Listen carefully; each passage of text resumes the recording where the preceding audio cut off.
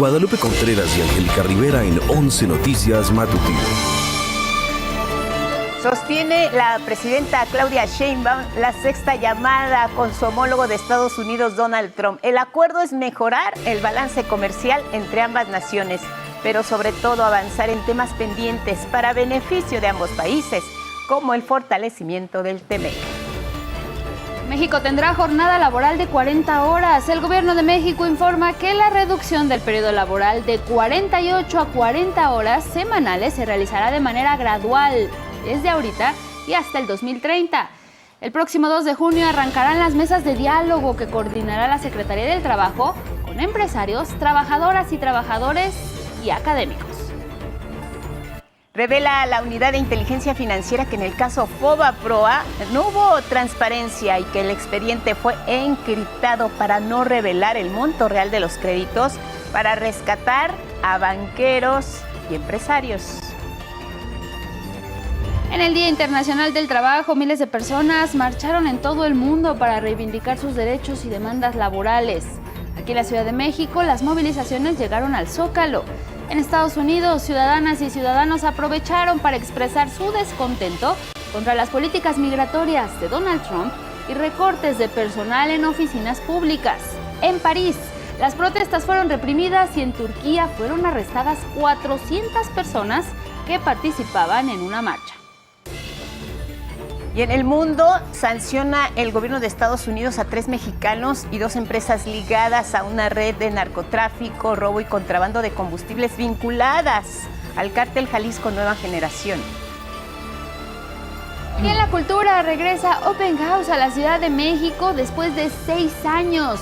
Este evento, que se va a realizar este fin de semana, abre las puertas de espacios arquitectónicos de la capital del país y el área metropolitana.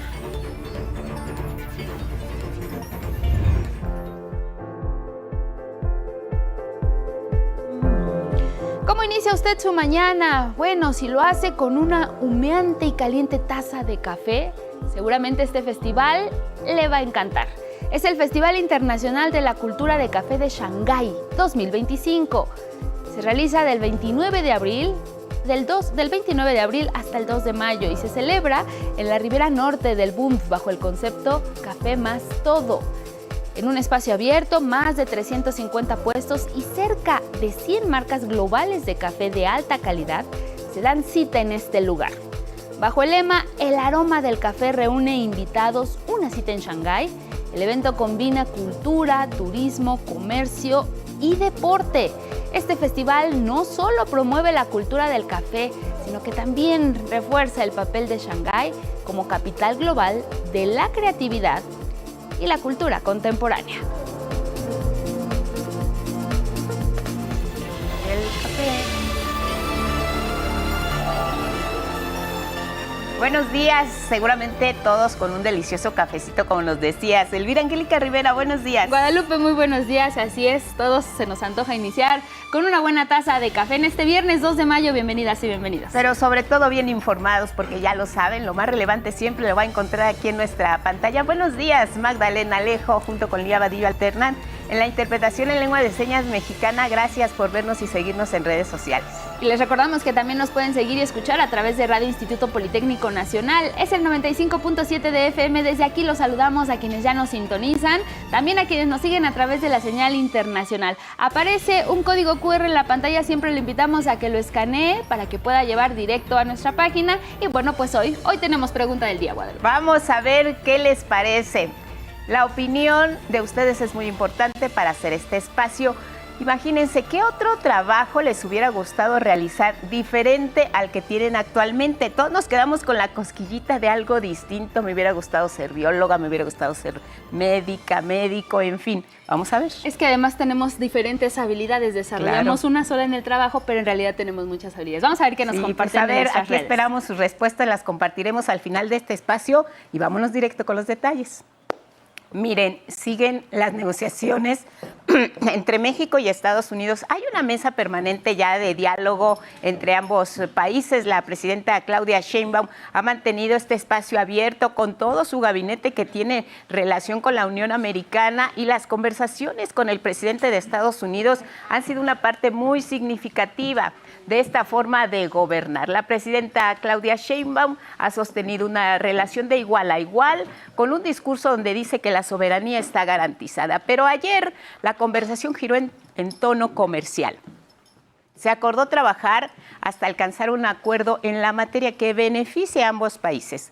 Claudia Sheinbaum publicó en sus redes sociales cómo estuvo esta sexta conversación telefónica. Oportunamente se lo dimos a conocer ayer por la mañana, y ya en la conferencia matutina dio más detalles.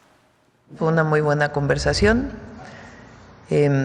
y aunque no hay un acuerdo específico, lo importante es que estamos trabajando en ello, y hay un deseo por parte del gobierno de los Estados Unidos y nuestro en que alcancemos todavía mejores acuerdos en materia comercial. Es una buena señal de que seguimos avanzando en todavía pues el fortalecimiento del tratado y los temas que a nosotros nos interesan, y obviamente los que a ellos les interesan.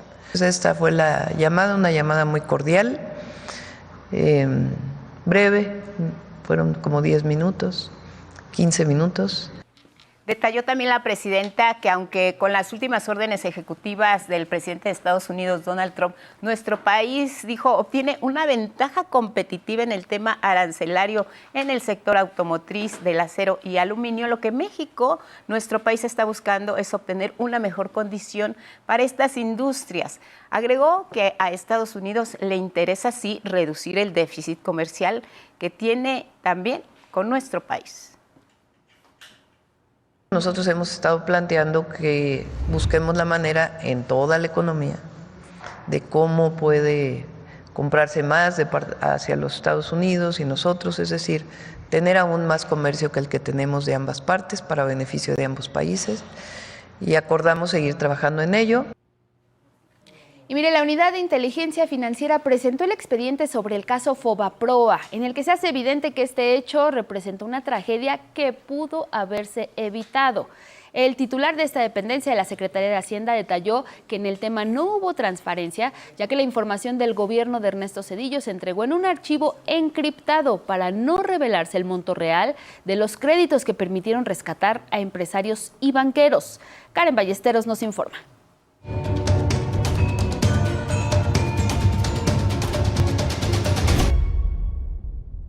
Dice Zedillo que se auditó el Fobaproa y que se entregaron los resultados en su momento. Miente feo. Miente feo. ¿Eh? Hay varias formas de mentir. Este miente feo.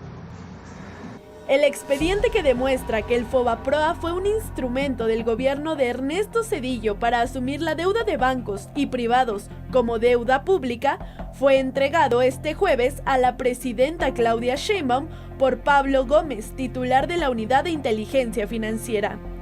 En esta auditoría se comprueba que no hubo transparencia en el gobierno de Zedillo e incluso el archivo fue encriptado para que no se revelara el monto real de los créditos con los que se saquearon las arcas mexicanas para rescatar a grandes banqueros y empresarios, mientras la gente de a pie lo perdió todo.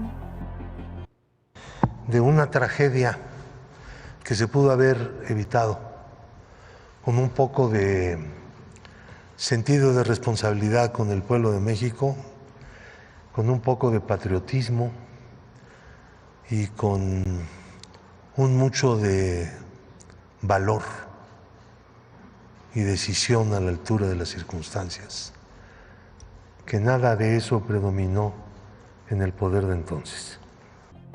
El titular de la UIF expuso que este acto de corrupción contó con el apoyo del PRI y PAN.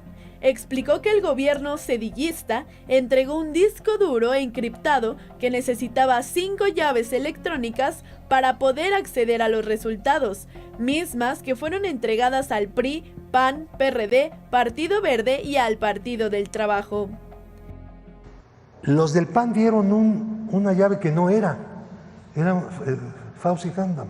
Ese es bueno para esas cosas, ¿no? La entregó, pero era falsa. Y después, gracias a ayuda de científicos en ciberseguridad, se pudo accesar a dicha auditoría. Apareció el reporte de la auditoría con los créditos que consideraban pues crimen, delito. Recordemos que cuando Zedillo llegó al poder ordenó devaluar el peso, provocando una fuga de capitales y una crisis económica que disparó las deudas de las y los mexicanos. Solo la deuda de los grandes ricos, de los banqueros, fue absorbida por el Estado. El rescate bancario realizado en la década de los 90 ha significado un pago acumulado en intereses por 945.895 millones de pesos, de acuerdo con información de la Secretaría de Hacienda.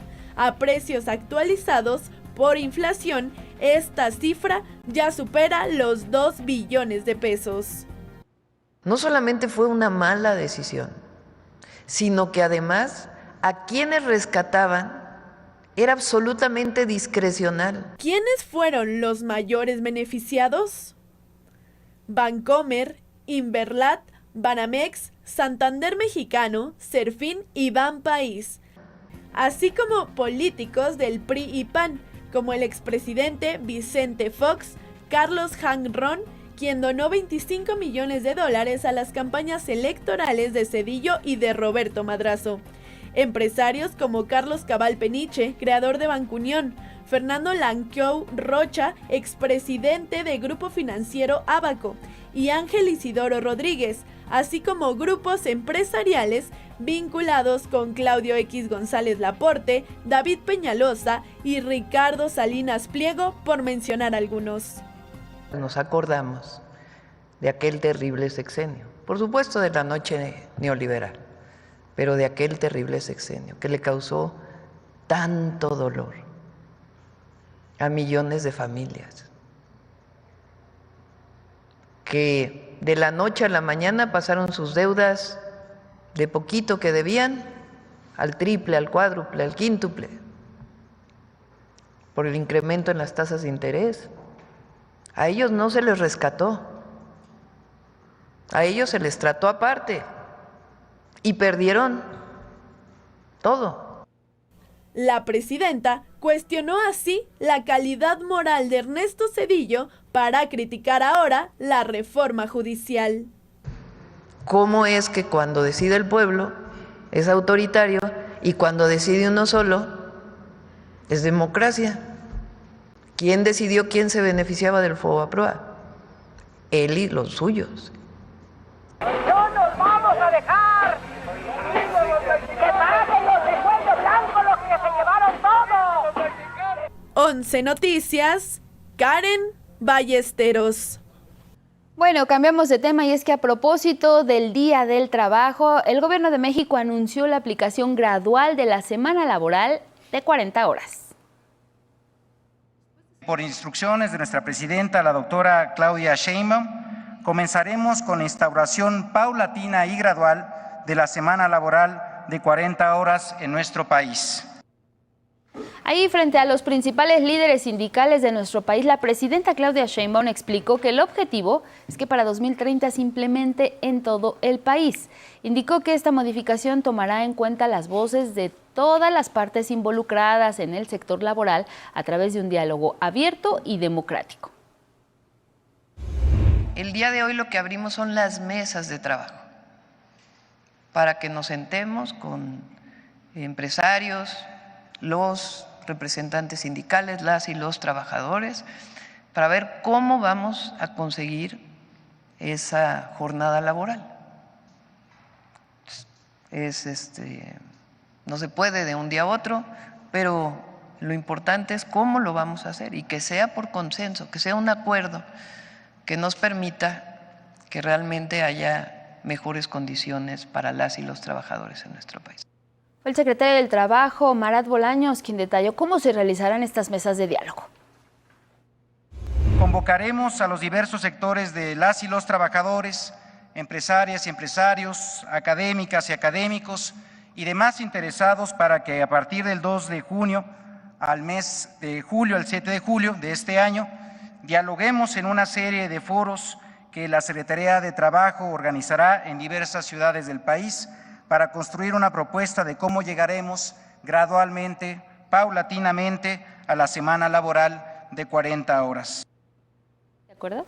Y bueno, este tema, la jornada laboral de 40 horas, hay varias iniciativas ya en el Congreso que están por discutirse, pero por lo pronto se ve esto como una realidad. 2 de junio, foros importantes. Y miren, ¿por qué se da esto? Porque la mitad de los países en el mundo desde el 2005 ya tienen esta jornada de 40 horas y como vimos en México, la reducción, la propuesta de hacer que se disminuya de 48 a 40 puede ser una realidad, pero sí de manera gradual. Alcanzar 2 días de descanso por cada 5 de trabajo, esto significaría la reducción de la jornada laboral. Pero vamos a ir viendo los detalles, qué significaría para nuestro país. De entrada, la Ley Federal del Trabajo establece esto, la jornada laboral hasta hoy legalmente es de 48 horas a la semana, pero de acuerdo con la Organización Internacional del Trabajo, hay otros países que sí tienen jornadas laborales distintas de hasta 35 horas a la semana y vamos a ver de quiénes se trata. Iniciamos con los horarios de 46 a 48 horas. Por supuesto, ahí está México, pero también están otros países de América Latina como Argentina, Costa Rica, Guatemala, Paraguay, Perú y Uruguay. Hay otros países que cuentan con una jornada más baja, de 41 a 45 horas, y están Colombia, El Salvador, Honduras, Israel, República Dominicana, Suiza y Turquía. Otras naciones del mundo, en total se consideran 23, que laboran con un esquema de 40 horas. Ahí ya estamos hablando de la meta. Lo que quiere hacer México en este caso, ya lo aplican naciones como Ecuador, como Chile, como Australia, como Canadá, como República Checa. La mayoría, como vemos, son países europeos, pero también ahí está Japón, está Corea del Sur. En España también hay 40 horas, en Suecia, en Nueva Zelanda, en Noruega, en fin, son varios ya los países, 23 les decía que tienen esta jornada de 40 horas. Pero ¿qué país de Europa especialmente tiene una jornada laboral todavía más baja? Hablamos de Francia, ahí la jornada laboral a la semana es de 35 horas. ¿Cuáles las consecuencias de tener una jornada laboral más baja? De acuerdo con los expertos, más de 40 horas semanales de trabajo están asociadas con depresión, con ansiedad, con problemas del sueño y con enfermedades cardíacas. El exceso laboral, el estar constantemente pensando únicamente en el trabajo, trae estas consecuencias en nuestra salud. Si las disminuimos, si bajan las horas de trabajo, pues de entrada, miren, obviamente habría más tiempo libre para estar con la familia, para hacer otras actividades de nuestro interés. Esto tendría un efecto inmediato en nuestra salud, tanto física como mental. Lograríamos este anhelado equilibrio entre la vida laboral y personal, pero también podría esto aumentar nuestra productividad porque los trabajadores estaríamos menos fatigados y dicen más motivados.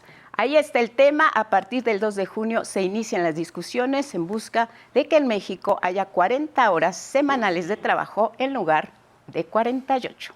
Tenemos más.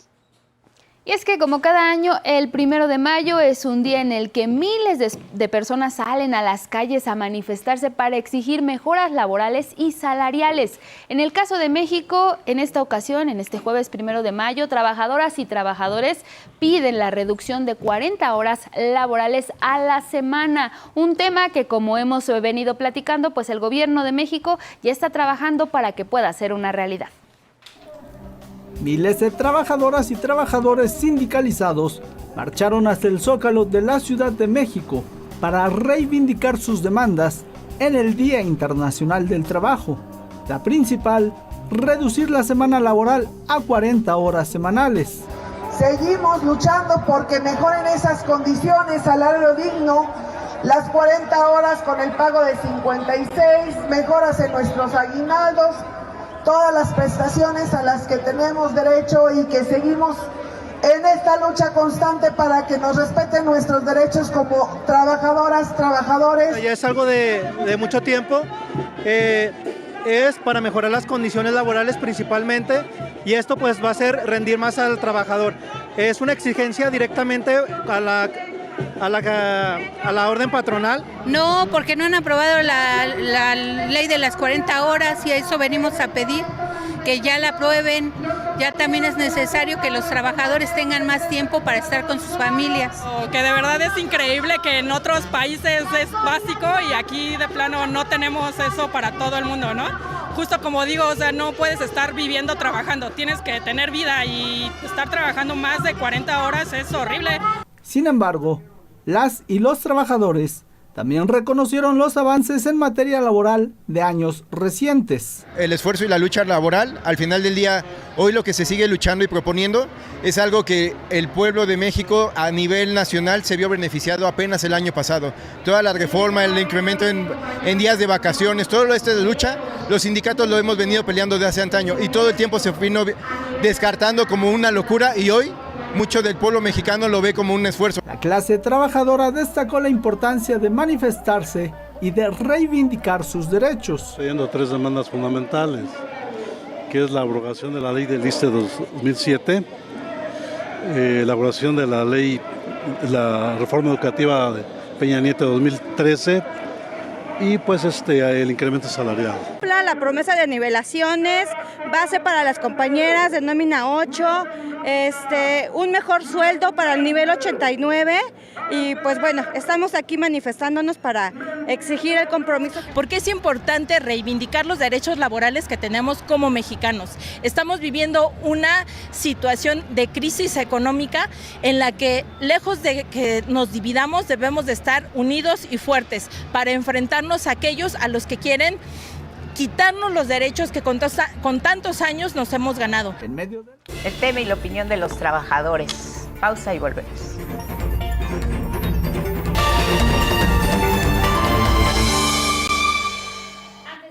Ya le comentábamos sobre estas marchas por el Día Internacional del Trabajo aquí en México, pero también hubo alrededor del mundo. Trabajadoras y trabajadores protestaron por sus derechos laborales y por mejoras en estos. Sin embargo, algunas de estas marchas fueron reprimidas en algunos países. En Estados Unidos aprovecharon la ocasión para manifestarse contra las políticas del gobierno implementadas por el presidente Donald Trump.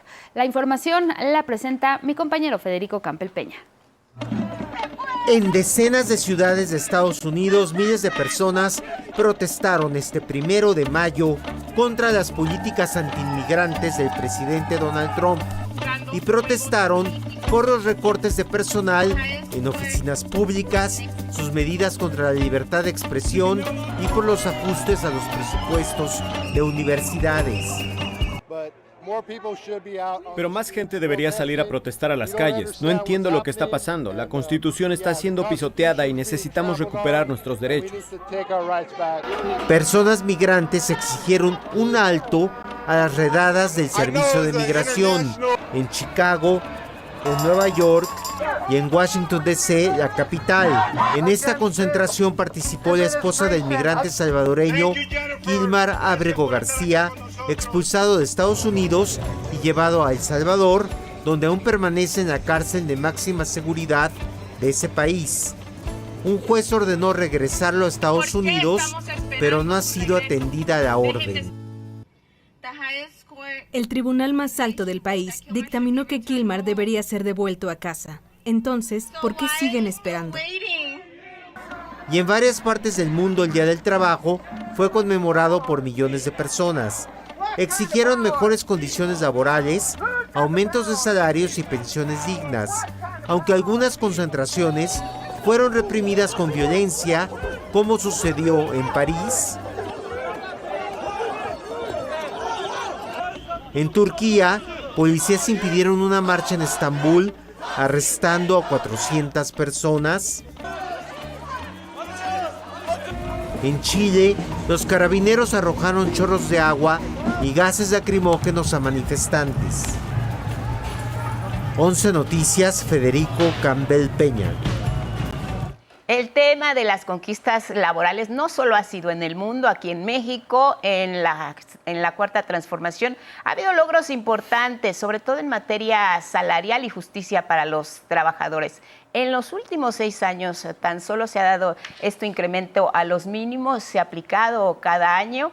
Y esto en México se considera ya una primavera laboral en referencia a todos los cambios que ha habido, como disminución de la pobreza, aumento en los puestos de trabajo, en fin, una serie de conquistas laborales de las que nos platica Karen Ballesteros.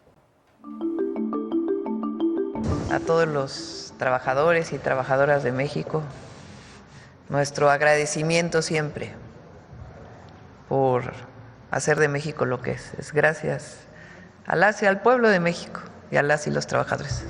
En este 1 de mayo, la presidenta Claudia Sheinbaum reconoció a la fuerza laboral de México. Además, destacó los avances logrados en materia laboral en los últimos 6 años. 36 años sin aumento salarial, prácticamente, más que la inflación, y algunas veces menos. 36 años después de crisis. 0 aumento salarial. Y ahora, pues es más del doble. Y nuestro compromiso es que sigamos aumentando el salario mínimo, que impulsa el salario medio, para que el salario mínimo alcance para 2.5 canastas básicas. Afirmó que México vive una primavera laboral. Y es que es el país de América Latina en que más se ha reducido la pobreza, ha disminuido 7%. De 2018 a 2024, más de 9.5 millones de personas salieron de esta condición. Esto ha tenido una contribución muy importante, el ingreso laboral, que ha ido incrementándose en 19.2% en términos reales entre el año 2018 y 2024. Vale recordar que mientras en administraciones pasadas no se incrementó el salario mínimo, bajo el falso argumento de que aumentar el ingreso de las y los trabajadores incrementaría también la inflación, en estos últimos 6 años el salario mínimo se ha recuperado 134%, pues incrementó de 88.36 a 278.80 pesos diarios. Mientras que en la frontera norte aumentó a 419.88 pesos diarios. Esto, además, ha permitido reducir la brecha salarial de género en 29%. Estos avances se han dado a través del diálogo social con las y los empresarios, también con las y los trabajadores. El empleo es otro elemento central de la política actual en favor de la fuerza laboral. Desde 2018 se han generado más de 22.4 millones de empleos formales en el país, 226,000 solo en lo que va de este año. Uno de los programas que ha permitido lograr estas cifras es el de Jóvenes Construyendo el Futuro, beneficiando a más de 3 millones de personas, ya que 7 de cada 10 jóvenes han encontrado empleo. Además, la actual administración ha impulsado reformas en favor de los derechos de personas trabajadoras de plataformas digitales, cuyo modelo de regularización arranca en junio, así como la defensa de las personas trabajadoras del hogar. Ahora, también se busca formalizar a trabajadoras y trabajadores en empresas de servicio, como hoteles, restaurantes, bares, empresas deportivas o de entretenimiento. 11 Noticias, Karen Ballesteros.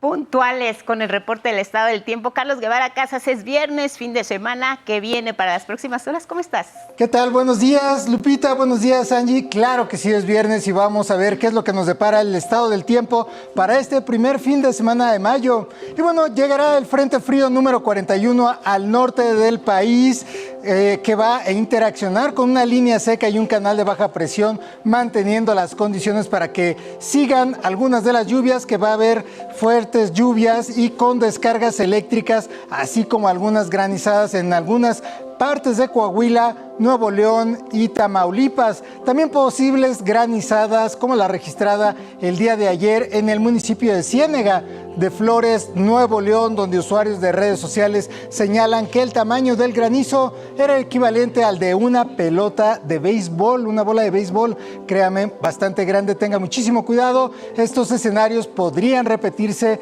a lo largo de este fin de semana, ya que el Frente Frío 41 se estacionará sobre esta región. También lloverá en Puebla, Oaxaca, Chiapas y en las zonas montañosas y centrales de Veracruz. Serán generadas por los canales de baja presión y el ingreso de humedad del Golfo de México y Mar Caribe. En contraste, la onda de calor que hemos sentido va a prevalecer con temperaturas de hasta 45 grados en Jalisco, Colima, Michoacán, Guerrero, Oaxaca, Chiapas y Morelos. Y bueno, ahora vamos al pronóstico por regiones. Empezamos en el norte. Claro que sí, se exhorta ahí a la población de Coahuila y Nuevo León y Tamaulipas a atender las recomendaciones de protección civil, ya que se prevén lluvias muy fuertes con algunas descargas eléctricas, también granizadas como le informábamos, posible formación de torbellinos. Recuerde que se están dando estos fenómenos, torbellinos y tornados para este fin de semana en esta zona, y en el sureste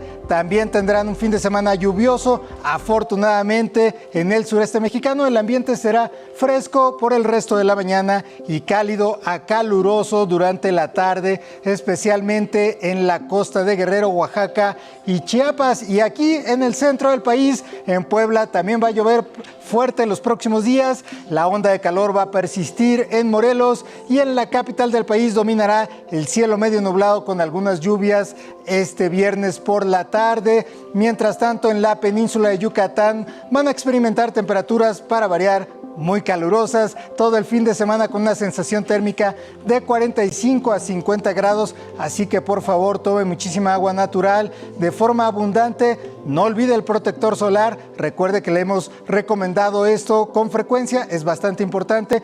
Y en el occidente, estas son las recomendaciones, también serán válidas para nuestros amigos y amigas de Nayarit, Jalisco, Colima y Michoacán, ya que la onda de calor, los termómetros podrían subir hasta 45 grados en toda esta región, especialmente en Tierra Caliente, Michoacán y el sur de Jalisco. Y bueno, en el noroeste, buenas noticias para quienes viven en esta región del país, ya que el domingo llegará un nuevo frente frío a esa región y bueno, va a refrescar un poco el ambiente y a provocar algunas lluvias dispersas, eso sí, pero llegarán especialmente en la península de Baja California. Y bueno, hasta aquí la información del estado del tiempo. Que pase usted un cálido fin de semana sin importar el clima.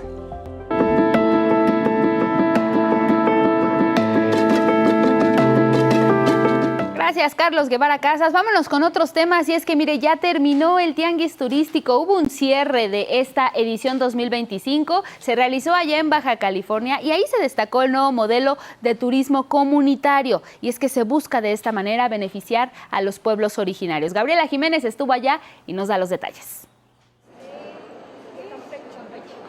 En su edición 49, el Tianguis Turístico de México, realizado en Baja California, termina como el más valorado en su historia.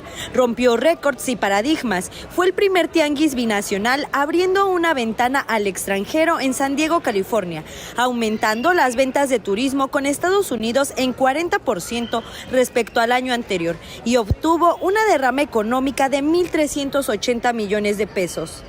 Tenemos en este primer trimestre, más de 12 millones de turistas, lo que hace que tengamos un 8% más que el año 2024. 71.882 citas de negocios, 1.773 compradores, 1.187 empresas.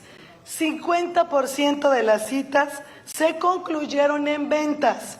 3.957 expositores, 1.380 millones de pesos de derrama económica en este estado donde inicia la patria, Baja California. 46 países presentes, incluyendo México. 8,781 asistentes diarios. En Baja California se dio ejemplo del nuevo modelo de turismo comunitario que beneficiará a los pueblos indígenas como los Cochimí, quienes hace unos años estaban en riesgo de extinguirse. Y nuestro trabajo es en tela, son pinturas rupestres que viene siendo la herencia de nuestros antepasados, de los Cochimí que hicieron las pinturas rupestres en las cuevas de todo lo que es la península. Creo que era justo que ya nos dieran un poquito más de atención, porque esto es algo que hemos esperado los indígenas de la Baja California. El turismo comunitario también apoyará al campo con iniciativas como el enoturismo. En el enoturismo es importante el campo porque también la gente se queda muy sorprendida de cómo se produce la uva, cómo se lleva a la bodega, cómo se fermenta, cómo se añeja y luego cómo se toma acompañado de una buena gastronomía. Nosotros generamos diariamente 500.000 jornales en el campo, lo cual, como comentaba al principio, es la segunda generación de mano de obra en el campo mexicano. En su último día, el tianguis turístico cerró como un espacio democrático que garantizó el derecho al disfrute. Por primera vez se abrió al público en general, con 30 actividades gratuitas en las que destacó el Gran Taco de México. Venimos a ver todas las opciones que hay de todos los estados para poder conocer cuál sería la opción a nuestro próximo viaje. Hemos conocido algunos estados de la República y a veces hemos repetido viaje a los mismos lugares porque no conocemos otras opciones. Hay que probarlo, ¿verdad? No irnos sin haber probado el vino de Baja. Pues me parece que se abre un mercado más pues hacia el público, está bien, o sea que no nada más se quede en los tour operadores, ¿verdad? Con imágenes de Eduardo Zamudio desde Baja California, 11 Noticias, Gabriela Jiménez.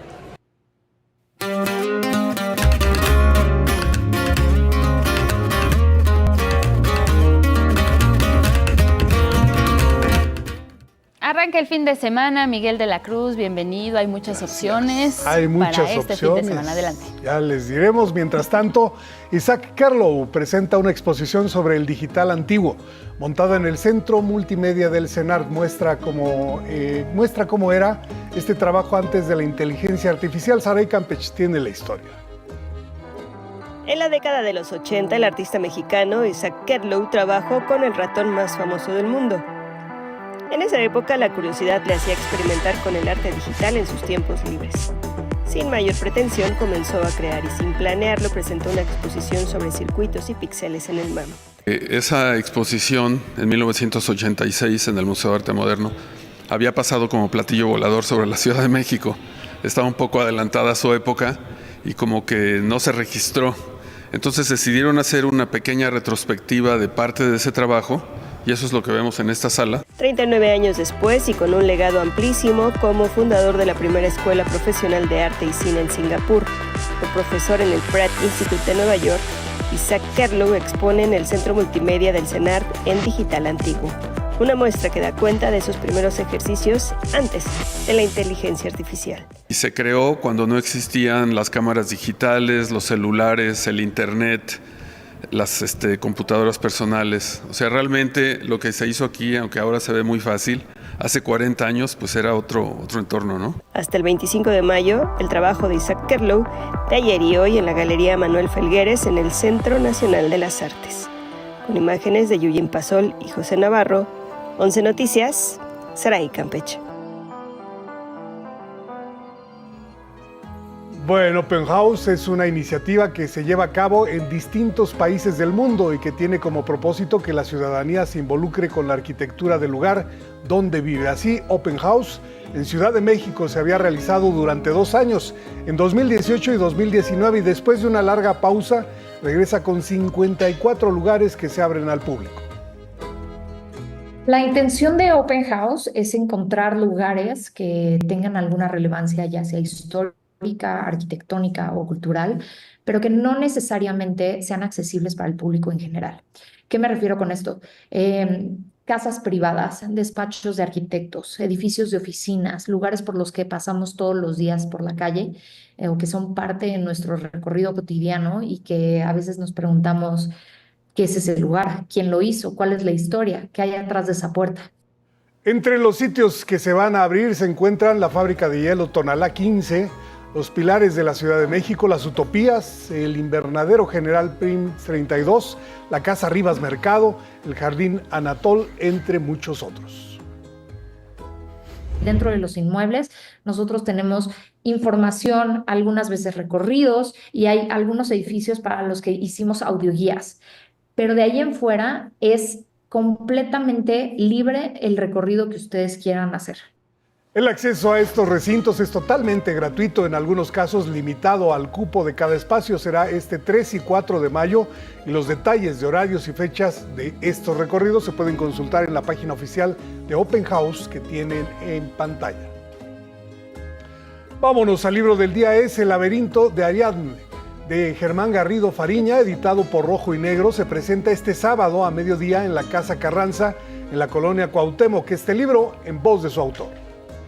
Un cuentito novelizado que tenga algo de acción, etcétera, y que nos lleve en ciertos lugares a reflexionar qué hacemos, dónde estamos, por qué, jugando, ¿no? En esta cosa de la cinta de Moebius. Entonces, pues, lo más fácil es jugar con el tiempo, dejando al lado el espacio, pero con el tiempo podemos jugar ida y vuelta sin mayor problema.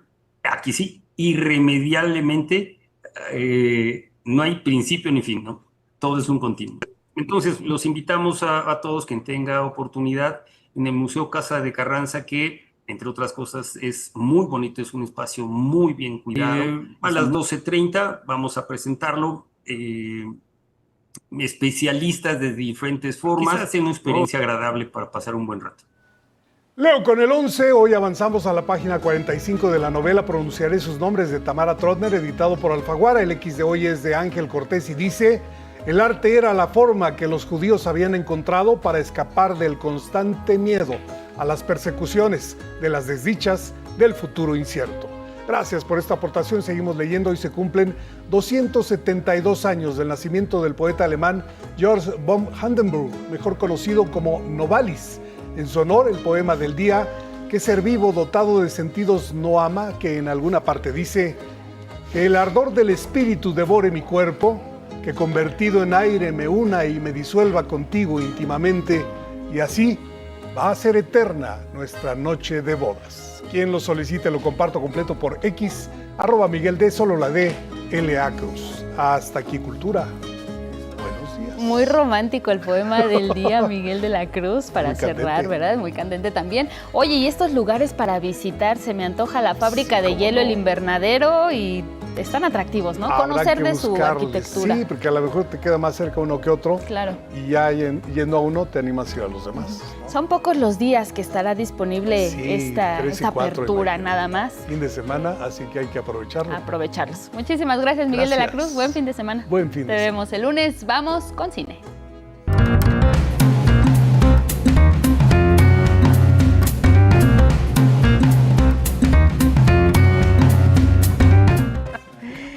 Toñito, aunque se nos acabaron las vacaciones, el se cine es acabaron. permanente y no. siempre está disponible Claro con que grandes sí. películas, diversión. Oye, ¿qué piensas de lo de Flow rápido antes de entrar en materia? Bellísimo, bellísimo. 15,000 personas se calcula que estuvieron en el Zócalo.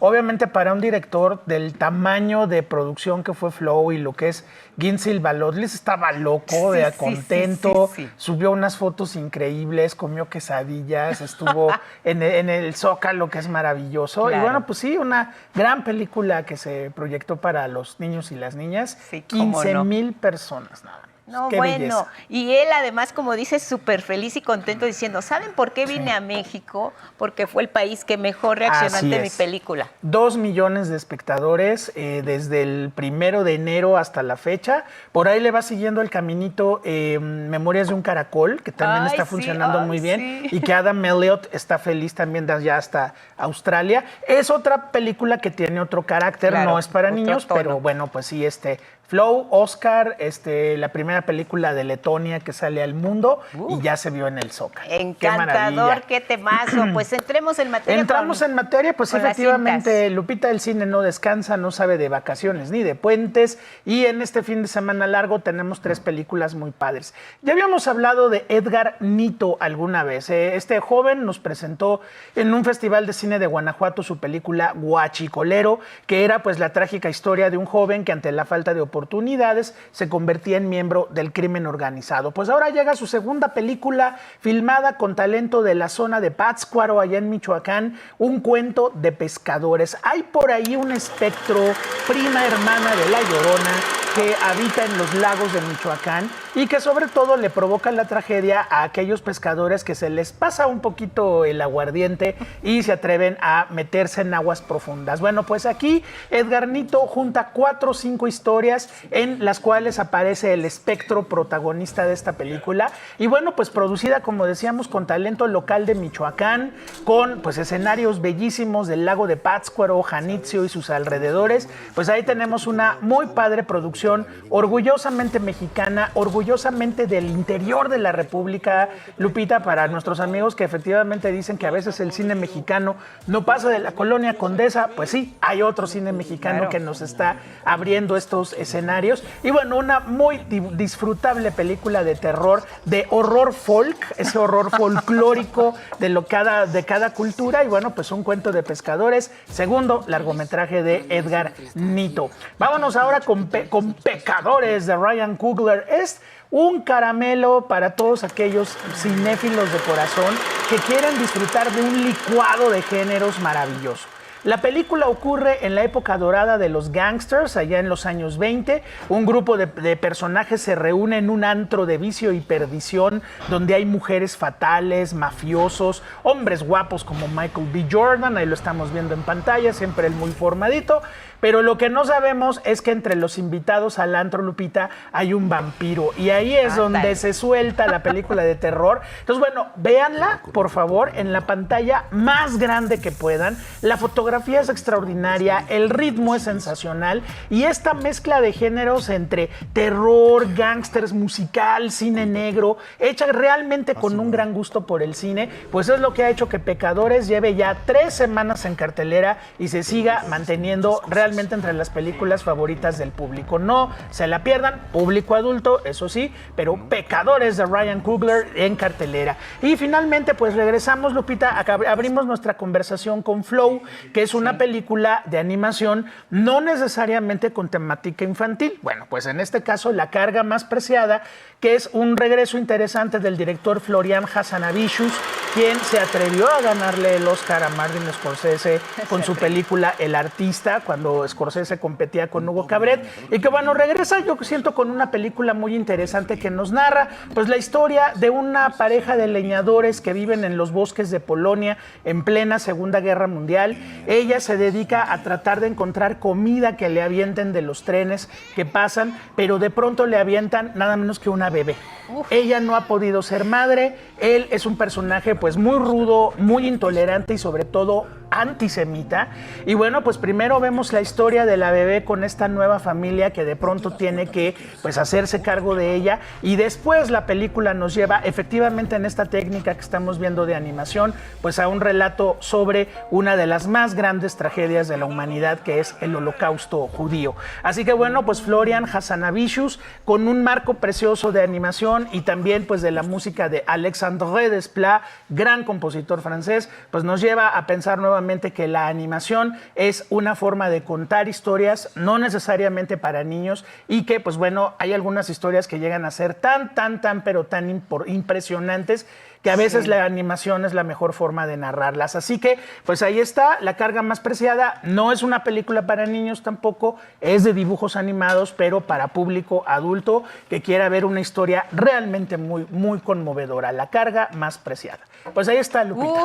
Pues nos llevaste de la emoción a la sorpresa, un poco a la reflexión. Claro. Pero te vi con el tema de Pescadores así como que muy emocionado, Toñito. Sí, es que mira, da mucho gusto que de verdad verdad surja este cine mexicano local. Hemos visto películas como Los Hamsters, que es una producción de chavos de Tijuana, La Niña en la Mina, que era una producción de chavos de Guanajuato. O sea, eso es lo que hay que fomentar, ¿no? No centralizar todo y que de repente todo el cine mexicano se vea igual. No, vas sembrando talento. El Jeremías, me acuerdo, allá en Sinaloa, una película de Sinaloa con talento de Sinaloa. Entonces, bueno, lo más deseable es que pues surjan cineastas en todo nuestro país, que hay un talento inmenso y que cada quien cuente sus historias locales, que cada quien, por ejemplo, esta famosa leyenda de la miringua, que es como se llama el espectro de un cuento de pescadores, pues si no vas a Janitzio, no vas a Pátzcuaro, no te lo sabes, ¿no?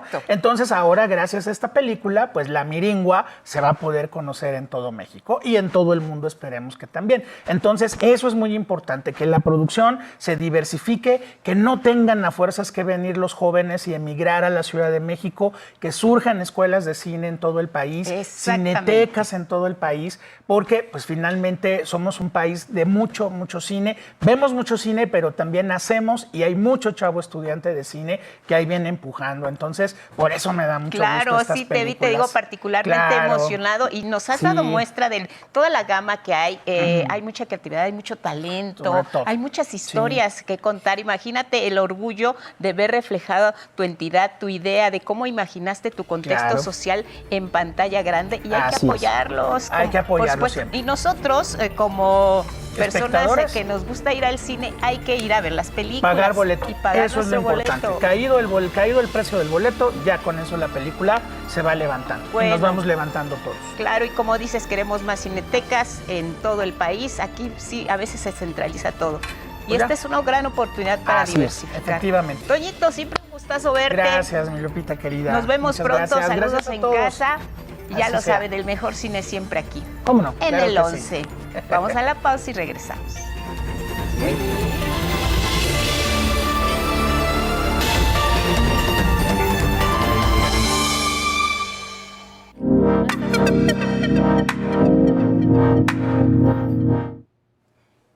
Y bueno, a las 7 de la mañana con 1 minuto en el tiempo del centro, damos la bienvenida a la consejera electoral del Instituto Electoral de la Ciudad de México, Erika Estrada. Buenos días, consejera, gracias por acudir al estudio de 11 Noticias. Buenos días, gracias a ustedes por recibirme. Gracias, Erika, bienvenida. Y pues estamos ante esta elección del próximo 1 de junio, consejera, una elección pues que ya se ha explicado va a ser la más grande de la historia y muy peculiar particularmente. Ahora se eligen diferentes cargos de personas juzgadoras y es por ello pues que quisiéramos conversar particularmente sobre cómo va a estar esta elección en la Ciudad de México. Ya se nos ha explicado los diferentes cargos a nivel federal, pero en la Ciudad de México tenemos otras particularidades. Claro, la verdad es que hay que ser muy concretos respecto a qué va a pasar en la Ciudad de México este 1 de junio.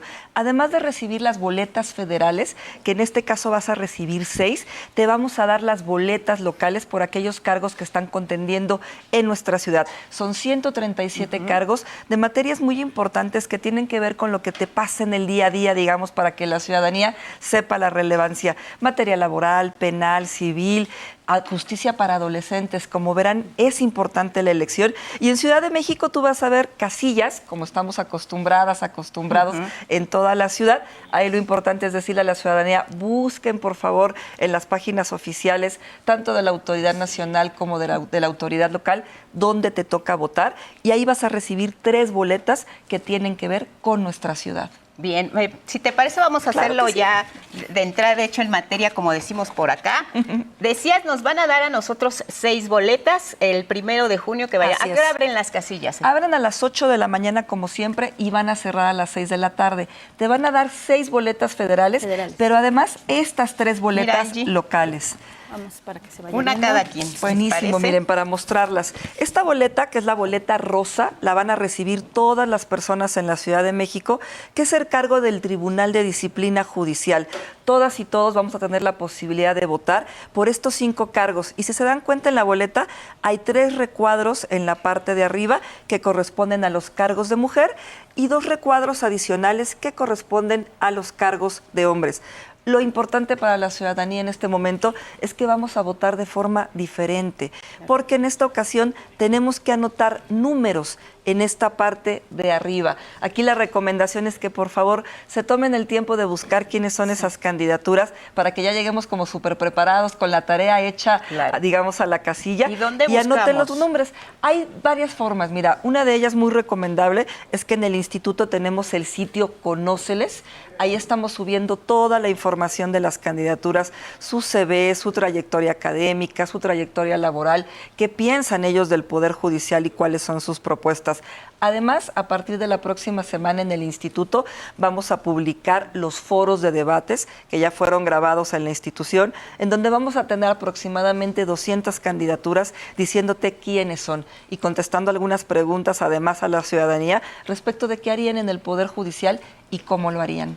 Bien, en el caso de este sitio que usted nos menciona, aprovechando que ahorita pues está con esta boleta de color rosa, que es para las magistraturas del Tribunal de Disciplina Judicial. Ahí se eligen 5 cargos. Se pueden conocer las trayectorias de estos aspirantes en esa página, Conóceles. ¿Qué tan confiable es la información que está ahí? Porque sabemos que es cargada directamente por ellos. Sí, tienes toda la razón, mira, y es importante también que la ciudadanía la sepa. Esa información que está en Conóceles nos la dan las candidaturas. Es información completamente, digamos, autogestiva. Ellos la subieron, ellos la validaron, ellos testaron incluso sus datos personales. Yo creo que sirve como un primer insumo, fíjate, para que puedas además acudir a otras plataformas abiertas. Y pongo un ejemplo, si una persona candidata te sube un CV y te dice, oye, yo soy doctor en Derecho y estudié materia civil en tal universidad, tú puedes ir a otras fuentes abiertas a corroborar si esa información es cierta. Entonces creo que tenemos un primer saque muy bueno para saber quiénes son y votar este 1 de junio. Además, miren, está la boleta azul y la boleta verde. Bien. Esta también la vamos a recibir todas las personas en la Ciudad de México que tenemos derecho a votar y tienen que ver con los cargos de las personas que van a una magistratura y que van también al cargo de jueces. En este caso de magistrados y jueces, ¿cuántos se van a elegir en la Ciudad de México? Mira, en realidad son 137 cargos y 99 cargos tienen que ver con magistraturas y con jueces. Perfecto. Entonces es relevante también que sepan quiénes son estas personas y como verán aquí la boleta azul y verde cambia un poquito porque aquí tienes colores que van a diferenciar cuál es la materia por la cual está contendiendo. Exactamente. La especialización por lo que les comentaba, que hay civil, esta por ejemplo tiene sanciones, aquella tiene por ejemplo familiar, penal, adopción, laboral. Aquí la recomendación también para la ciudadanía es que accedan al sitio de la Ciudad de México en nuestra página www.ism.mx y ahí van a encontrar el sitio del Poder Judicial.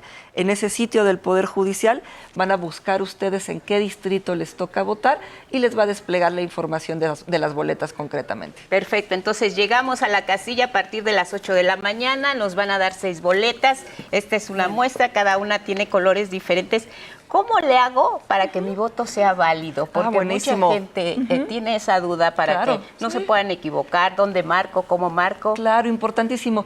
Ya hay un simulador en el Instituto Nacional Electoral que les permite jugar, digamos, de forma muy autodidáctica con tu voto, ¿no? Es decir, a ver, ¿qué pasa si yo marco esto, si marco aquello y las combinaciones? Aquí yo creo que lo más importante es que se den cuenta que estos recuadros que están acá arriba te indican prácticamente cuántas oportunidades tienes. En esta boleta, si se dan cuenta, tienes 5 recuadros acá arriba y acá 4 recuadros. Son las opciones que tú tienes para votar. Voten con números, creo que va a ser lo más sencillo en este momento. Pero si tú me dices, ¿sabes qué, Erika? Yo estoy acostumbrado a votar con marcas. En este país siempre lo hemos hecho de esa forma. Ese voto también es válido. X. La palomita, la X, sobre algún nombre. Lo importante es que no se pasen del número de opciones que tienen.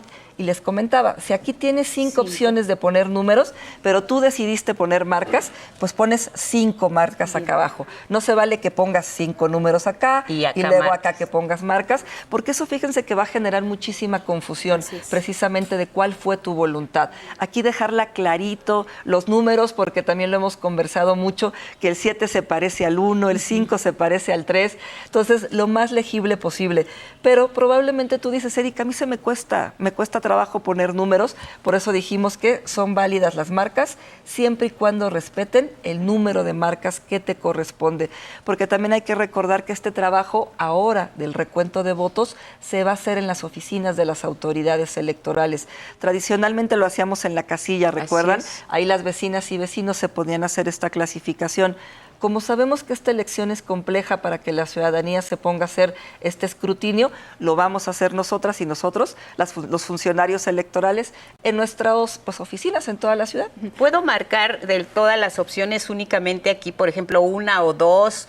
Y aquí una, no necesito llenar todos los recuadros, ¿es válido mi voto así? Sí, me encanta tu pregunta, fíjate, porque si se dan cuenta hay un máximo para que tú puedas agotarlo, pero no hay un mínimo. Tú podrías decir, ¿sabes qué, Erika? A mí no me interesa votar por todos, ¿no? Yo solamente voy por una persona en lo civil, que es la que yo conozco, a la que le quiero dar mi confianza, y basta con que marques un solo recuadro. La recomendación es que entonces pues tú mismo taches todos los demás recuadritos, ¿no? Digamos, para que no haya posibilidad de que se asiente algún otro número y quede como muy claro que tú solo vas por esa persona. Exactamente. Podrías, por ejemplo, decir, ¿sabes qué? Yo voy por la número 5. Poner 5, 5, 5, 5, 5. Es válido. Es válido tu voto. Aquí va a ser muy importante que nosotros podamos transmitir que esa fue tu voluntad, que tú nada más ibas por un cargo, querías esa persona y que fuiste reiterativo en asentar que era lo que a ti te importaba. Llevamos nuestro plumón, ahí va a haber plumones. Ahí va a haber, sí, miren, importante también, ahí va a haber plumones, van a encontrar este tipo de, digamos, mamparas que son muy utilizadas en el proceso electoral para que tú tengas secrecía en la emisión de tu voto. Vamos a tener los plumones como siempre, algún aditamento adicional como son estas lupas para aquellas personas que tienen alguna discapacidad visual, porque pues los nombres en la boleta suelen ser mucho más chiquititos, pero con la lupa tú puedes hacer el ejercicio de agrandar la letra. Y a diferencia de otros procesos electorales, no vamos a ver varias urnas dentro de la casilla. Estamos acostumbrados, ¿no? De que dices, aquí está la de alcalde, la de presidente, jefatura de departamento, esta jefatura de gobierno. En esta ocasión solamente hay una urna identificada así, Poder Judicial, deposita aquí tu boleta, y así fue pensado por las autoridades electorales también para facilitarle el trabajo a la ciudadanía. Al recibir en total 9 boletas, pues podía ser un poquito más tardado, que la persona las estuviera doblando, que dijera en cuál urna toca, no me queda muy claro. Les facilitamos la chamba, digamos, de alguna forma. Solo con esta urna, aquí van todas, así que no desconfíen, no generen ninguna duda, todas van a ir aquí adentro. Es transparente además, ¿no? Completamente, mira, aquí se va a ir viendo qué votos caen, de qué color van a ser las boletas que van a pertenecer a esta elección, y después nosotros haremos el trabajo de clasificarlas. Consejera, usted ya nos ha descrito cómo poner los números, si bien se apreciara que es una elección compleja, realmente en el momento de la explicación se pueden ir reduciendo los pasos. Nos decía 137 cargos solo en la Ciudad de México, pero en realidad se reducen, porque para una boleta hay que elegir solo 5, para otra, en el caso de los jueces, se divide por distritos, por lo cual no hay que elegir 98 jueces, no hay que revisar todos esos perfiles, sino más bien solamente los que corresponden a cada distrito. Ahora bien, en el caso de las personas adultas mayores, se les va a poder ayudar, muchas de ellas, aunque bien nos presenta, por ejemplo, usted una lupa, pero de cualquier forma sabemos que a veces necesitan esta ayuda. Ya en el día de la votación, ¿se les va a poder ayudar con las boletas a quienes les acompañen, por ejemplo? Así es, fíjate, tienen derecho preferencial además en la fila cuando lleguen a la casilla el 1 de junio, si de casualidad pues hay gente formada, los adultos mayores, las personas embarazadas, las mujeres y las personas que tienen alguna discapacidad pueden pasar de manera preferente a emitir su voto. Además, si necesitan ir asistidos de alguna persona, porque puede llegar en silla de ruedas, algunas personas que necesiten bastón, que no puedan recargarse fácilmente o que no puedan leer los nombres, digamos, pueden también llegar hasta este sitio con la mampara, asistidos de su persona de confianza. Lo único que tienen que hacer es señalárselo así al funcionario de casilla que necesitan esta asistencia y van a poder pasar. Lo más importante es que desde los institutos estamos trabajando para que esto sea completamente inclusivo, que tengan todas las garantías y que las personas puedan ejercer su derecho el próximo 1 de junio. Estamos convocados, ¿cuántos en la Ciudad de México? Y solo tenemos que llevar nuestra credencial para votar. Nos van a poner igual la huella, el sello en la credencial. ¿Cómo va a ser este Estamos proceso? convocadas 8 millones de personas, mujeres y hombres que estamos en la lista nominal. El proceso va a ser muy sencillo. Vas a llegar, como bien dices, Lupita, con tu credencial de elector, mostrársela al funcionario de casilla para que te pueda ubicar en el listado nominal y que estemos seguros que te toca votar ahí. Y ahí también la recomendación es que en el sitio del Instituto Electoral de la Ciudad de México tú puedes ubicar cuál es tu casilla, solamente pónganle los numeritos que aparecen como sección electoral, precisamente, y ahí te va a decir dónde te toca votar. Mucha gente me ha dicho, oye, ¿va a ser el mismo lugar, Erika, de siempre? No necesariamente, y les voy a contar por qué. Sí. En esta ocasión estamos buscando lugares con más espacio, escuelas, por ejemplo, domicilios que tengan pues patios muy grandes, para que tengamos un flujo de personas más ágil en la casilla, porque además hay que recordar que vamos a instalar menos casillas. El año pasado fueron aproximadamente 13,500, este año andamos por las 6,100, prácticamente la mitad.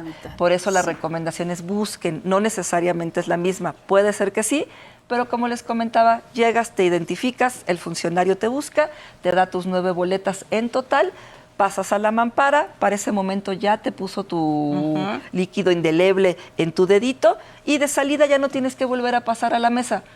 Depositas tus urnas y directo, digamos, ya a tu domicilio o a desayunar, lo que quiera la gente hacer ese 1 de junio. Claro. Consejera, ¿cuál es el llamado entonces a la ciudadanía? No asustarse frente a esta elección que viene, pero también prepararse. Decíamos, o usted resaltaba, hay que presentarse con su credencial de elector, pero también hay que presentarse con el acordeón o con la lista de quienes son nuestros favoritos para esta elección, ¿no? Sí, eso también, miren, nos lo han preguntado muchísimo. Sí es válido que llegues a la casilla con un acordeón, con tu celular, que entres con información. La respuesta en este momento es que sí.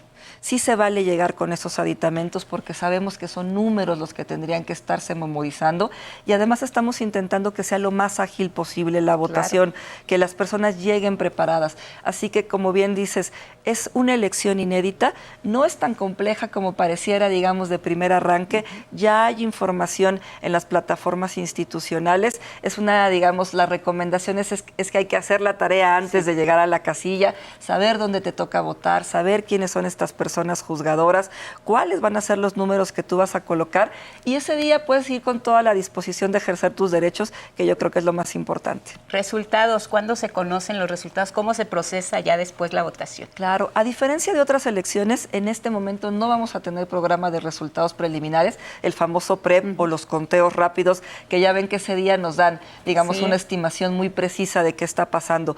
En ese momento, el 1 de junio, lo que sí vamos a tener es el resultado de cuántas personas participaron y en general por cargos, digamos, por tipo de elección. Pero los resultados definitivos estamos estimando que podrían tomarnos unos 10 días aproximadamente, quizás menos, por este trabajo tan depurado que se va a tener que hacer por los funcionarios electorales, porque si se dan cuenta hay muchas combinaciones en la boleta, ¿no? Sí, en efecto. Porque hay varias elecciones en juego, varios, digamos, votos que puedes ejercer, hay género además, hombres y mujeres en cada una de ellas, y eso, como les comentaba, estimamos 10 días. ¿Qué es importante también decirle a la ciudadanía? Pueden seguir esos conteos de votos de forma virtual. Nosotros como instituto vamos a transmitir las 24 horas desde nuestras sedes distritales a través de nuestro canal de YouTube para que cualquier persona que tenga duda, ¿qué está pasando allá, Erika? ¿Qué está pasando en la oficina con los votos? Lo pueden ver, digamos, en tiempo real. Y también la ciudadanía todavía está abierto hasta el 7 de mayo, si no me equivoco, el registro para que sean observadoras y observadores electorales. Aquí en la Ciudad de México. Todo transparente como la urna. Regresas después ya cuando falte poquito y estamos en los tiempos electorales correctos para que volvamos a insistir en esta manera tan didáctica de cómo votar, ¿no? Claro que sí, cuando gusten. Y como les decía, pues reiterarle a la ciudadanía, hay fuentes en donde ustedes pueden acudir con la información, el sitio Conóceles, el micrositio de la Ciudad de México Poder Judicial, y ahí van a encontrar todo lo necesario para que puedan ejercer sus derechos. Pues muy bien, ahí está, consejera electoral Erika Estrada Ruiz, por habernos acompañado. Le agradecemos mucho su presencia esta esta mañana y como bien dice Guadalupe, la esperamos pronto por acá para que ahora nos cuente cómo poder practicar nuestro voto posteriormente. Claro que sí. Muchísimas gracias. Gracias, Erika. A ustedes. Muy amable, buen día. Gracias. Y bueno, vámonos ahora con otros temas. Les vamos a compartir un espacio que está enfocado a hacer feliz a las infancias con canciones, consejos y mucha diversión. Este proyecto se llama Conteniños. Paola Peralta nos cuenta.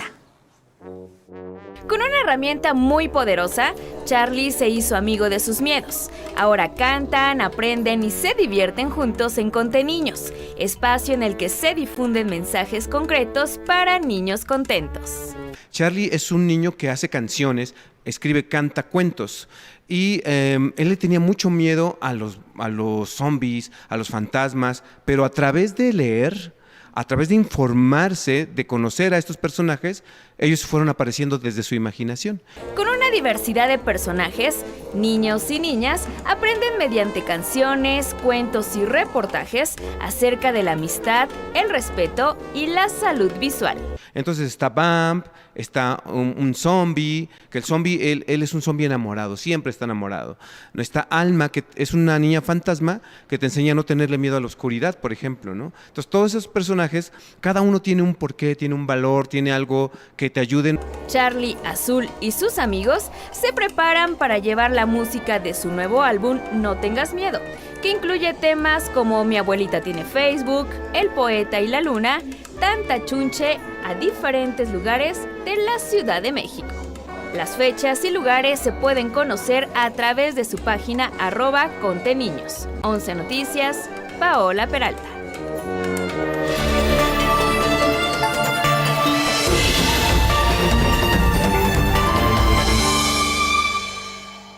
Buenos días, esta es la información de Ciencia y Tecnología para hoy en 11 Lab Matutino. Y bueno, vamos a viajar en el tiempo porque es viernes de dinosaurios aquí en 11 Noticias. Y hoy hablaremos de los iguanodontes, un grupo de reptiles de las que solo se conocían algunos muy pequeñas especies, muy pequeños tipos. Pero recientemente hay algo nuevo, hay sorpresas, vamos a ver de qué se trata.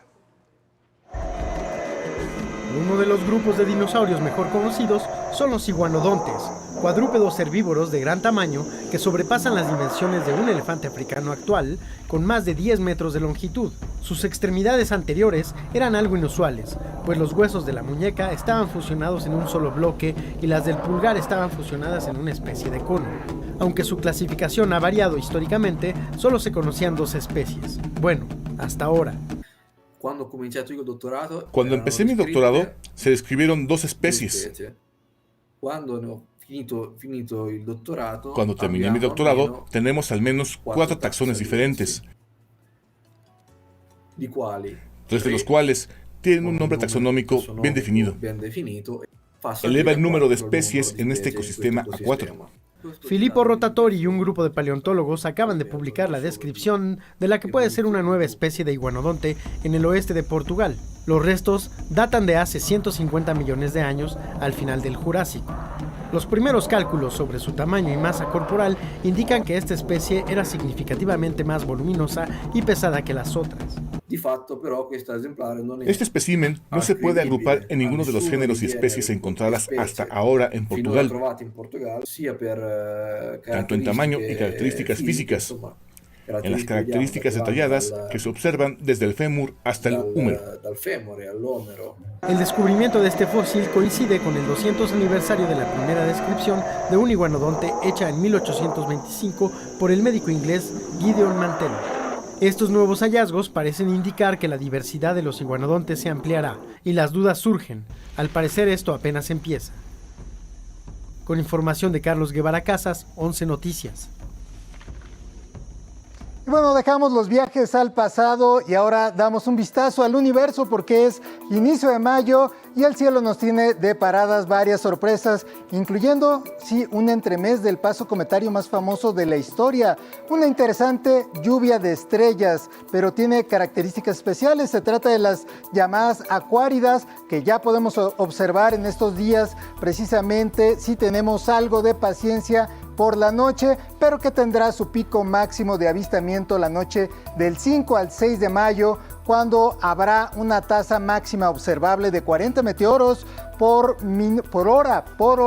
Desde nuestro punto de vista, parecerá que salen desde la constelación de Acuario hacia el este, es decir, el oriente, por donde sale el Sol. Esta lluvia de estrellas es en realidad pedazos, fragmentos, restos del cometa Halley, conocido también como 1P Halley, nombre dado por su descubridor Edmundo Halley en 1531. La parte 1P significa que fue el primer cometa periódico, es decir, del que se calculó cada cuándo se volvería a ver. En este caso, da una vuelta al Sol cada 76 años. La última vez que lo vimos fue en 1986, bueno, algunos sí lo vimos, otros apenas estaban naciendo, y regresará en 2061, a ver si alcanzamos a llegar, pero cada vez que el Halley regresa al sistema solar interior, su núcleo expulsa fragmentos de hielo y roca, formando una corriente de escombros que es con la que nuestro planeta choca en su propio camino alrededor del Sol, lo que produce estas lluvias de estrellas al año. Son dos en particular, las Eta Aquáridas, que son las que vamos a ver este 5 y 6 de mayo, y las Oriónidas en octubre. Y bueno, el 12 de mayo, pasemos al 12 de mayo, tendremos la luna llena, que se verá ligeramente más chica porque está a más distancia, estará a 405.256 kilómetros de nosotros. Recordemos que como su órbita es ligeramente ovalada, a veces está un poquito más cerca o un poquito más lejos. Cuando está más cerca está alrededor de 380.000 kilómetros de distancia. La luna llena de este mes, así es, significa que está completamente iluminada por el Sol debido a la inclinación de las órbitas de la Tierra y la Luna. Y bueno, poco después la Luna en fase menguante se va a aproximar a 3 planetas, Saturno, Neptuno y Venus, mientras que Saturno y Venus van a brillar lo suficiente para poder ser vistos a simple vista, sin instrumentos.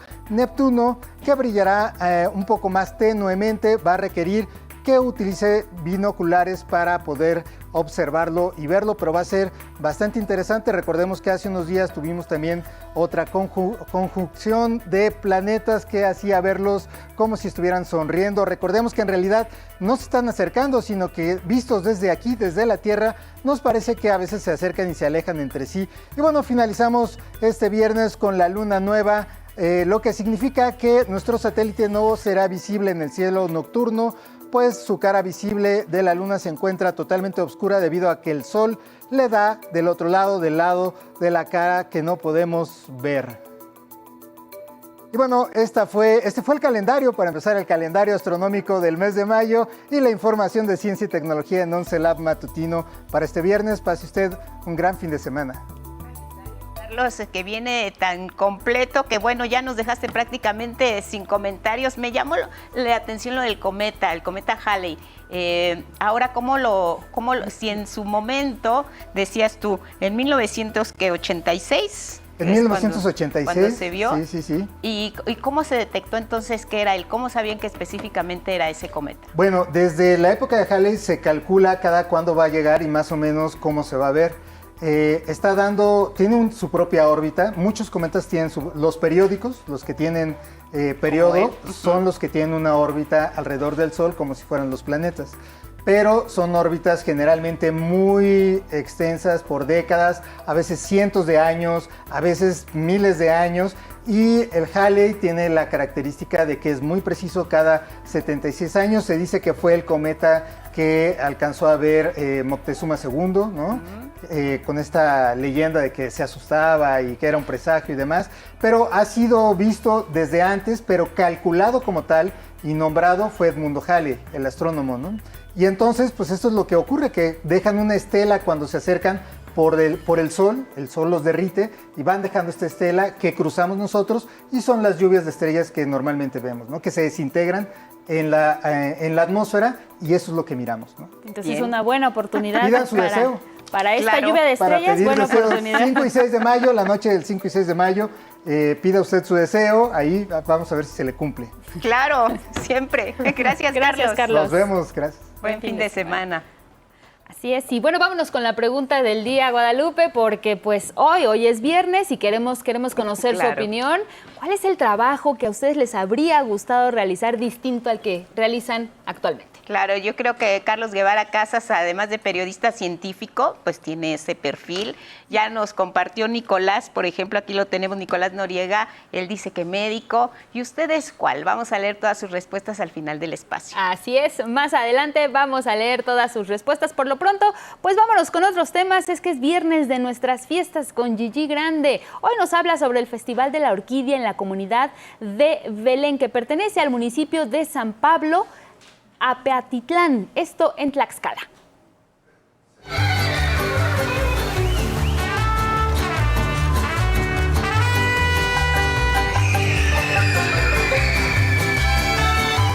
Muchísimas gracias, Angélica y Lupita. México chulo de mi corazón, ¿cómo estás? Yo estoy muy feliz y muy contenta como cada viernes, aquí saludándote. Esta vez con una celebración llena de flores. ¿Por qué? Porque esto nos llevará a la comunidad de Belén Atzitzimititlán, perteneciente al municipio de San Pablo Apetatitlán. Esta celebración conmemora el Festival de la Orquídea. Este evento centrado en la flor, que es el símbolo de la comunidad, se extenderá hasta el 11 de mayo. Los floricultores locales ofrecerán diversas variedades de orquídeas como opciones de regalo para este 10 de mayo. Además, el festival incluirá actividades culturales para el disfrute de los visitantes. Pero sin más, acompáñame a verlo.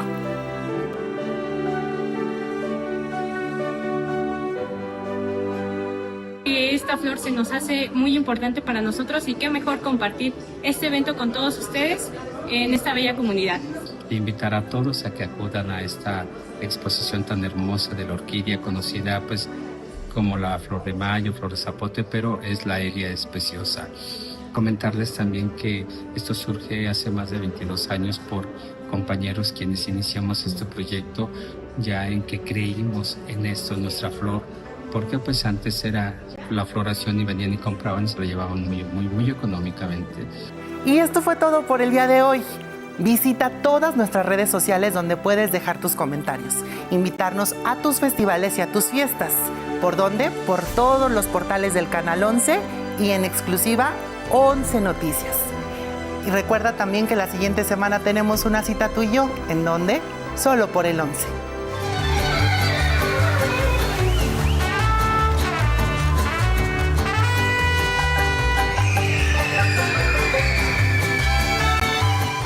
Vámonos con otros asuntos para hablar de la estrategia de seguridad Operación Frontera Norte. Suma a 85 años de que iniciara la detención de 2.879 presuntos responsables de tráfico de estupefacientes. Se han asegurado más de 30 toneladas de droga, destacan 163 kilos de fentanilo.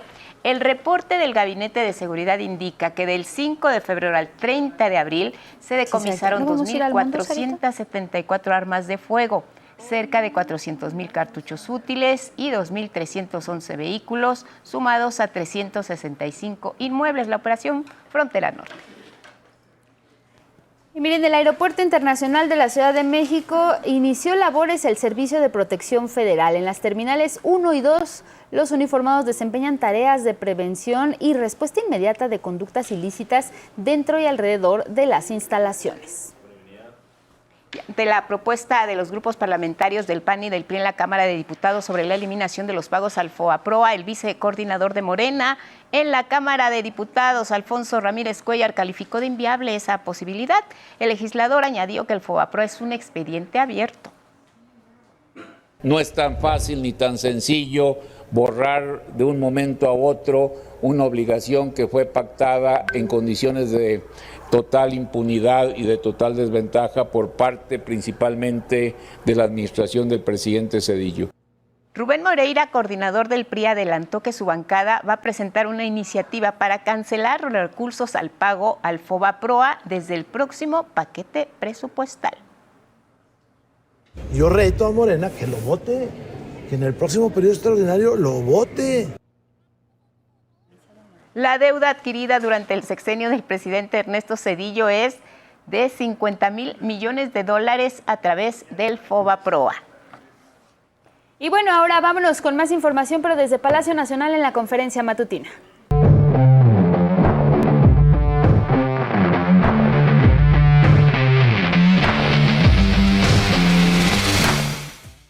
regresamos al estudio de 11 Noticias para conocer lo más relevante en materia deportiva. Gabriel Sainz, bienvenido, siempre listo. ¿Qué tal, Angie? Muy buenos días. Pues sí, vamos con la información deportiva. Buenos días a nuestro auditorio. Anoche, con gol de Ángel Sepúlveda por la vida del penal, el Cruz Azul le dijo adiós a los demonios que lo perseguían y se convirtió en finalista de la Conca Champions, luego de vencer en el juego de vuelta 1-0 a los Tigres para llevarse el global 2-1. Ahora buscarán el título ante la sorpresa del torneo, el Vancouver Whitecaps, que recordemos eliminó al Inter de Miami de Leo Messi. Así que de nueva cuenta habrá final entre la Liga MX y la MLS. El juego por el título se llevará a cabo el domingo 1 de junio con horario aún por definirse. Y vámonos con más de fútbol, pero ahora de la Liga MX femenil, porque anoche arrancaron las semifinales del Clausura 2025 de la Liga MX femenil con el clásico nacional entre las Chivas y el América, que nos regalaron un empate a 2 para definirse todo en la vuelta. Montserrat Saldívar, con un disparo de zurda al minuto 40, abrió el marcador en favor de las Águilas del América. Y para la segunda mitad, con un doblete de la goleadora rojiblanca Alicia Cervantes, al minuto 53 y al minuto 74, uno por la vía del penal, le dio la vuelta al marcador y puso arriba 2-1 a las locales. Pero cuando parecía que la escuadra tapatía se llevaría el triunfo, en el tiempo de compensación, desde los 11 pasos apareció Nancy Antonio para que las azulcremas rescataran de forma agónica el empate. El juego de vuelta se llevará a cabo este sábado en el estadio de la Ciudad de los Deportes, donde las líderes del torneo, las del América, con un empate en el marcador global, avanzarían a la final. Hoy la otra semifinal será Monterrey, que recibirán a las Tuzas del Pachuca a las 8 de la noche. Y el boxeador mexicano Saúl Canelo Álvarez peleará por primera vez en su carrera en Medio Oriente ante el campeón cubano William Skull. Se espera que Canelo Álvarez y su contrincante suban al ring para iniciar a las 6 de la mañana, tiempo de Arabia. Sin embargo, los aficionados mexicanos no tendrán que madrugar para ver el combate, pues en el centro de México serán apenas las 9 de la noche del sábado 30 de mayo de 2025. Cabe señalar que el horario de la pelea de Canelo Álvarez contra William Skull se pactó de esta manera, ya que el mexicano cuenta con una gran base de apoyo en Norteamérica, por lo que pensó para el disfrute de los fans del boxeador mexicano en California, Estados Unidos. El horario será las 8 de la noche. Canelo, consciente de este reto, llegó a Arabia Saudita 3 semanas antes del combate para aclimatarse al cambio de horario y, según Mauricio Suleimán, presidente del Consejo Mundial de Boxeo. Antonio Pérez Garibay encendió alertas entre los seguidores de su hijo, el piloto Sergio El Checo Pérez. Ya es por la extensión del Gran Premio de la Ciudad de México o por una noticia que podría caer en los próximos días. El papá del piloto mexicano publicó un mensaje que despertó esperanza entre los seguidores del piloto mexicano. Gracias a Dios por tanto 2026, 2027, 2028. Y México se colgó sus primeras medallas en la Copa del Mundo de Natación Artística que se realiza en Canadá.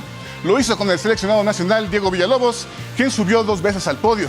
La primera medalla de plata la obtuvo de manera individual y la medalla de bronce en dueto mixto junto a Regina Alférez. Y los Knicks de Nueva York se colocaron en la semifinal de la conferencia, esto luego de vencer en el 6º juego de la serie 116-113 a los Pistones de Detroit, llevándose la serie 4-2 y ahora se medirán por el pase a la final ante los actuales campeones, los Celtics de Boston. Mientras que los Clippers de Los Ángeles lograron empatar la serie 3-3 con los Nuggets de Denver al vencerlos en el 6º juego 111-105 y así alargar la serie un 7º y definitivo juego que se disputará este sábado y donde conoceremos quién se sumará a los finalistas de la Conferencia Oeste. Y antes de irnos, Angie, te comento que en el Mundial de Clavados, Osvaldo Olvera, Alejandro Estudillo y Randall Williams se suben al podio a la prueba de equipo mixto al sumar 400.11 puntos. Felicidades a nuestros seleccionados. Y también tengo que dar otra noticia más, Angie.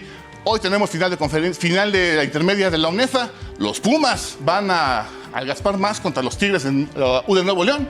Y en la otra final, que es la final de, digamos, la segunda división, ¿sí? Los Pumas Zacatlán reciben a los Frailes del Tepeyac. Sin duda van a ser unas grandes finales. Claro, muy bien, gracias Gabriel Sainz. Estaremos siguiendo estos partidos, estos encuentros que nos estás diciendo de esta liga intermedia y por supuesto que felicidades al equipo mexicano, medalla de bronce allá en esta Copa del Mundo en Beijing 2025. Gracias, Gabriel. Buen fin de semana. Igualmente, nos vemos el lunes y vámonos con más información del mundo.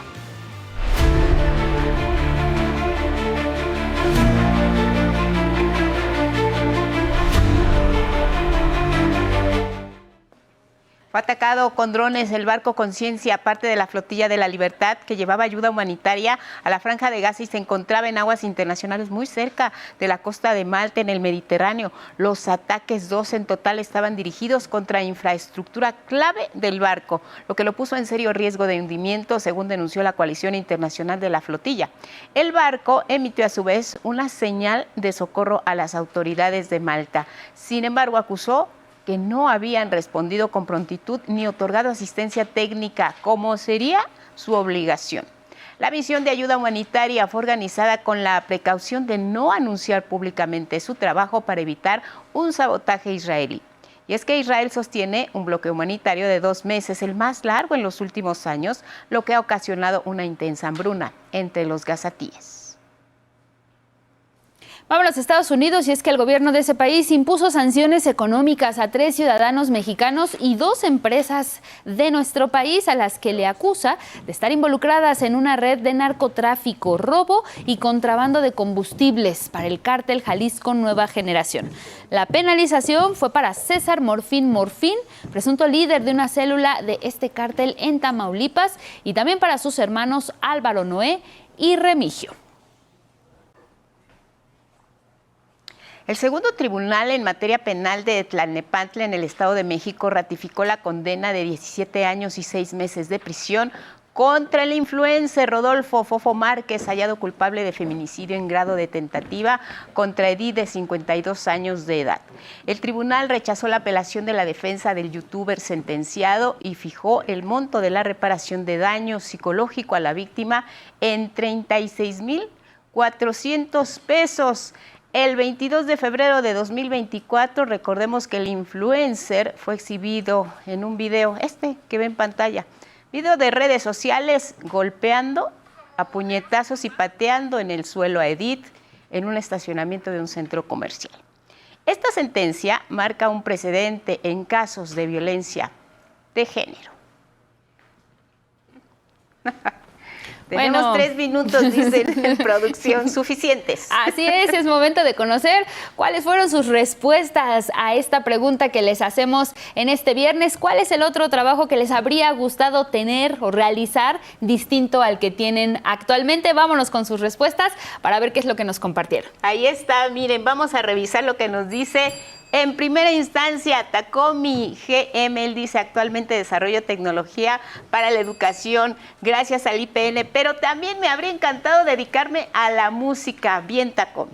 Vamos ahora con Lucero Ramírez y lo que ella nos comparte: trabajar en la playa, haciendo trenzas en el cabello a los turistas. Muy entretenido, ¿no? Por supuesto. Sí, y además en la playa a gusto. Vámonos con la respuesta ahora de Evelyn GTR. Ella dice: soy maestra, pero me hubiera gustado, además de ser maestra, ser socióloga o dancista. Muy bien.